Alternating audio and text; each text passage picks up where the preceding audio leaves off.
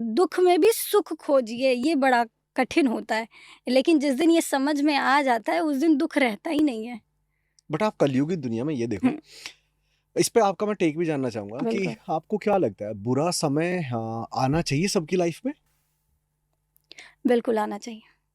हाँ, वो आपको कितने अनुभव दे कर के जाता है, यदि आप इस बात को समझते हैं कि दुःख आएगा तो हमें बड़ा कष्ट होगा, हम दुःख नहीं चाहते हैं, हमें तो सुख ही हुँ, चाहिए। लेकिन नहीं, देखिए जीवन में दुःख आ रहा है तो सुख भी आएगा, और सुख आ रहा है तो दुःख भी आएगा। हानि हो रही है तो लाभ भी होगा, और जी रहे हैं तो मरना भी तय है। ये एक-दूसरे के पूरक हैं, ये अधूरे हो ही नहीं सकते। ऐसा नहीं है कि किसी के जीवन में दुःख ही दुःख चल रहा है, हुँ। और ऐसा भी नहीं है कि जीवन में सुख ही सुख रह रहा है।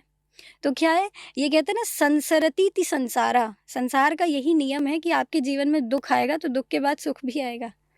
और ये जो दुःख सुख मिल रहा है, ये आपको अपने कर्म अनुसार मिल रहा है। आप अभी जो कर रहे हैं, ये आपके आने वाले जन्म में इम्पैक्ट करेगा। लेकिन ये जो हो रहा है, ये आपके पूर्व जन्म के कर्म हैं। भोगने पड़ेंगे हाँ, आपको। ये आप जैसे आपने कहा ना कि बड़ी अव्यवस्था हो गई ये सब होने से पहले, तो ये अभी नहीं, ये एक-एक सेकंड कहते हैं कि सब निर्धारित है कब क्या होना है।